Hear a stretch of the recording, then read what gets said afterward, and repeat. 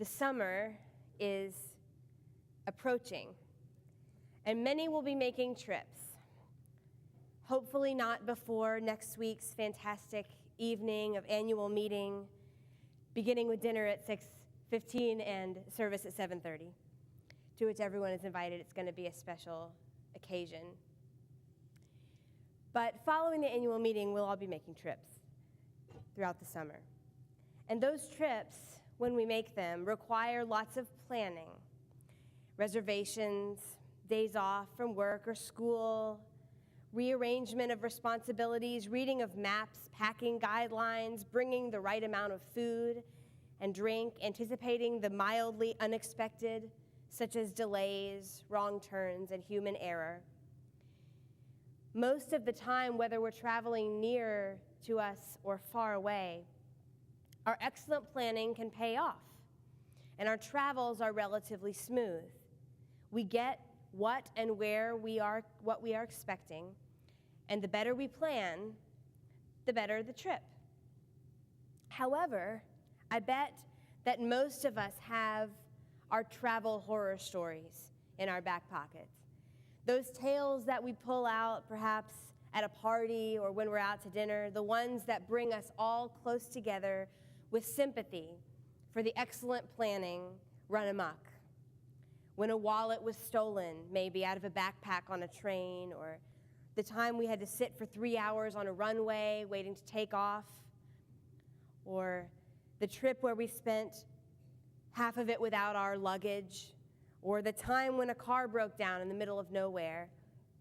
And when we think about those times, about our expectation of perfect travels and our shared reality of the bumps and the swerves along the way, it's often the people sitting next to us during those travels, sharing the hardest of experiences that we feel very close to.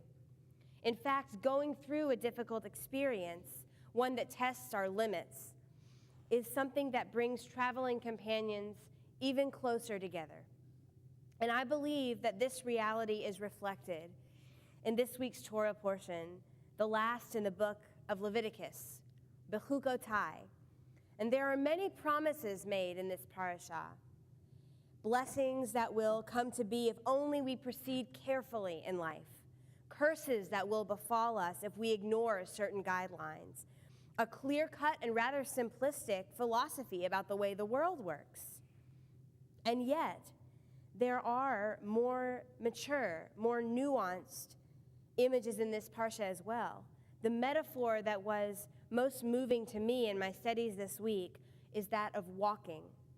The word walking, or going, lalechet, is offered in this parasha as the substance of the covenant we have with God. The parsha begins, Im bechukotai telechu, if you will walk according to my precepts. And God continues later, V'hit halachti b'tochechem, then I will walk with you.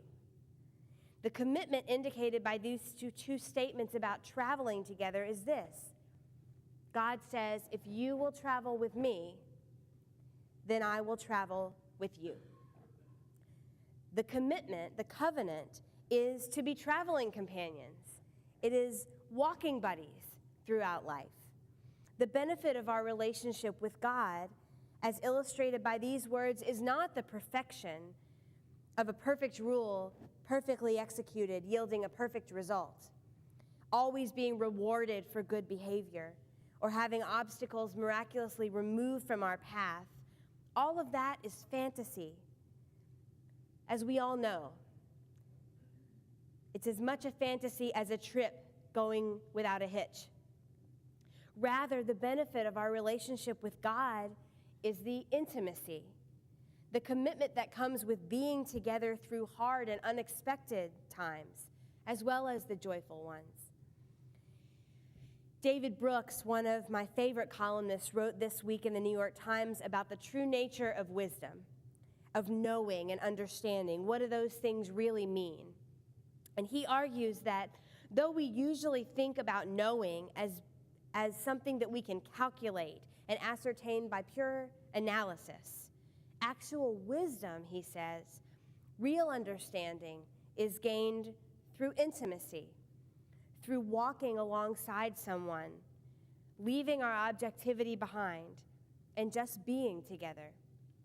It turns out that we, Tennesseans, live in one of the top 10 most religious states in our country. Probably not a surprise.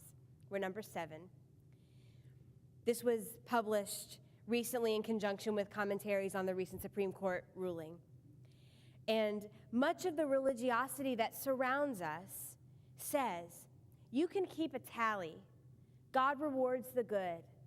God punishes the bad and offers us each one path down which to travel.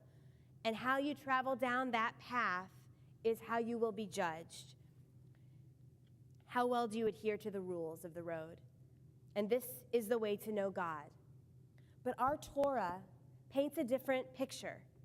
We know God, and God knows us, not through a checklist of do's and don'ts, not through a tallying of blessings and curses that we experience throughout life. No more is this reflective of our reality than is judging a trip only by how well everything and everyone adhered to the plan. Rather, we know God, and God knows us because we are travel companions. We walk through life together.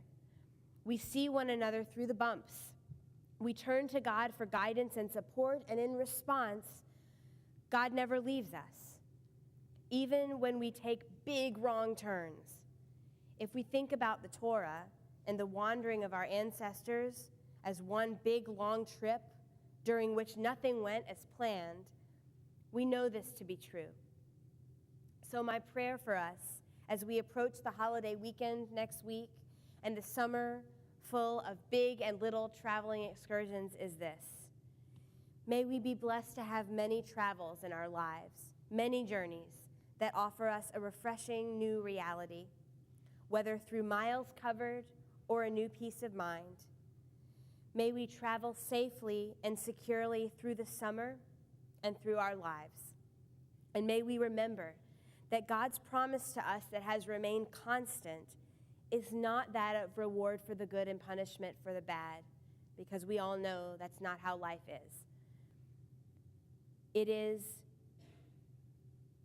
rather that of intimacy and companionship, which we need never feel without in our highest and our lowest moments.